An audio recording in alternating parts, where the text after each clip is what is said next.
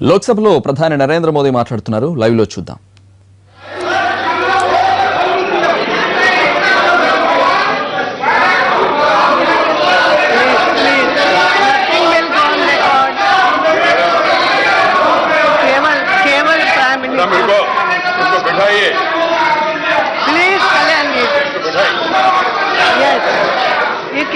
ये ठीक नहीं है, प्लीज। कल्याण जी, आपका सीआर ठीक हो रहा है, आपका कल्याण होगा। Please please, no not like this, nothing is on. Please please, Kalyan ji, this is not the way. बैठिए बैठिए बैठिए।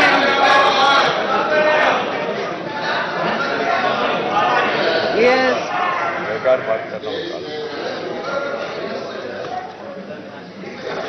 कल का भूकंप, प्लीज, ये ठीक नहीं बैठे बैठे, दिस इज नॉट द वे। आपसे क्या है ये? प्लीज थोड़ी शांति रखिए।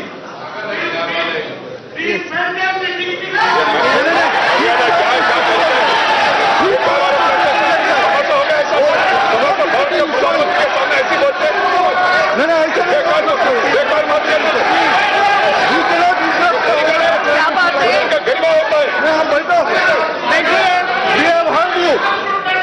Please please, Kalyan ji, Kalyan Banerjee, please, this is not. Now I am warning you, ऐसा मत करो प्लीज। कल आपने भी अच्छा भाषण दिया, सबने सुना। नाउ आज बिल्कुल शांति से। हाँ, तो आप बैठिए प्लीज, प्लीज बैठिए। Now please take your seat. Yes,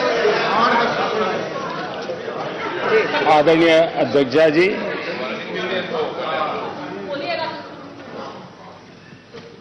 मैं सोच रहा था कि आखिर भूकंप आया क्यों।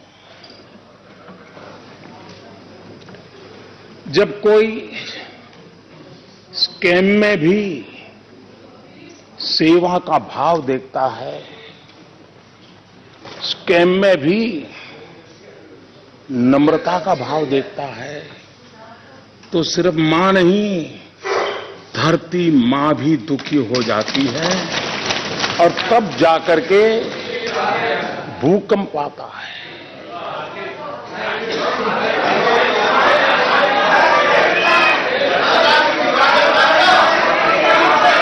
और इसलिए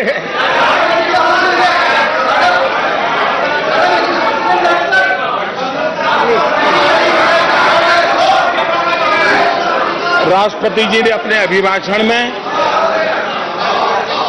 जनशक्ति का ब्यौरा दिया है। हम ये जानते हैं, कोई भी व्यवस्था हो, लोकतांत्रिक हो या अलोकतांत्रिक हो, जनशक्ति का मिजाज कुछ और ही होता है। कल हमारे मल्लिकार्जुन जी कह रहे थे कि कांग्रेस की कृपा है कि अब भी लोकतंत्र बचा है और आप प्रधानमंत्री बन पाए। वाह, क्या शेर सुनाया।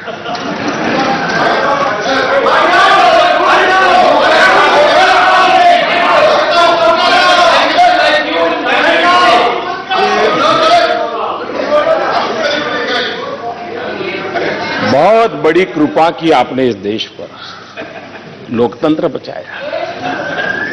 कितने महान लोग हैं। लेकिन अध्यक्ष जी,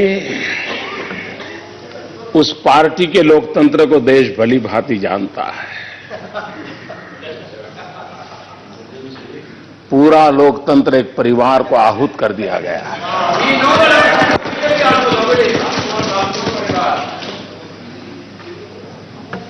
और 75 का कालखंड, माननीय अध्यक्ष जी, 75 का कालखंड जस देश देश पर आपातकाल थोप दिया गया था, हिंदुस्तान को जेल खाना बना दिया गया था। देश के गणमान्य वरिष्ठ नेता जयप्रकाश बाबू समेत लाखों लोगों को जेल के सलाखों में बंद कर दिया गया था। अखबारों पर ताले लगा दिए गए थे और उन्हें अंदाज नहीं था कि जनशक्ति क्या होती है। लोकतंत्र को कुचलने के ढेर सारे प्रयासों के बावजूद भी इस देश की जनशक्ति का सामर्थ्य था कि लोकतंत्र पुनः प्रस्थापित हुआ और उस जनशक्ति की ताकत है कि गरीब मां का बेटा भी इस देश का प्रधानमंत्री बन सकता है।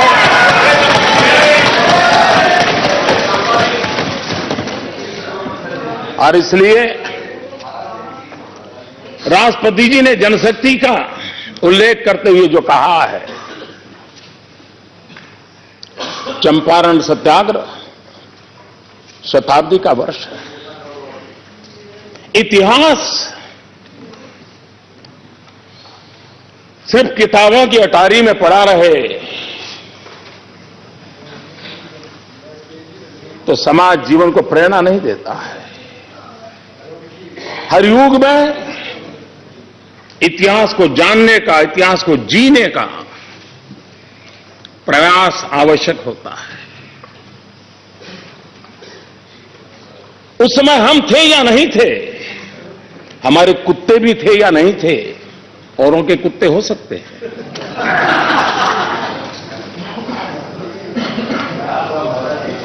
हम कुत्तों वाली परंपरा से पले बड़े नहीं हैं।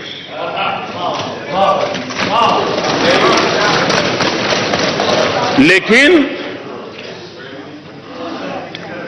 देश के कोटि कोटि लोग थे, जब कांग्रेस पार्टी का जन्म भी नहीं हुआ था। 1857 का स्वातंत्र संग्राम इस देश के लोगों ने जान की बाजी लगा करके लड़ा था।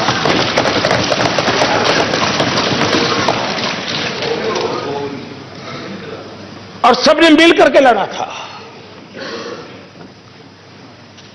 संप्रदाय की कोई भेद रेखा नहीं थी। और तब भी कमल था, आज भी कमल है।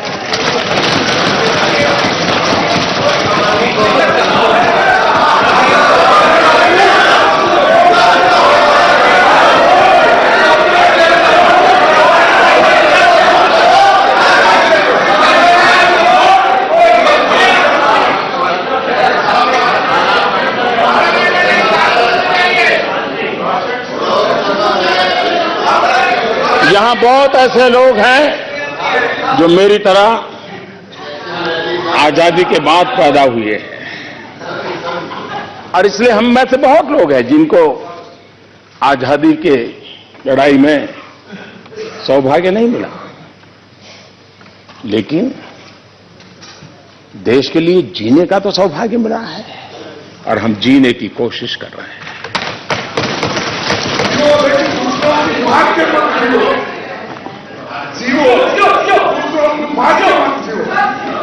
माननीय अध्यक्ष जी,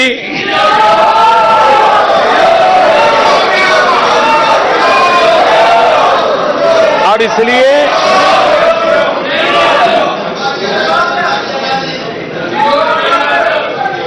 अपार जनशक्ति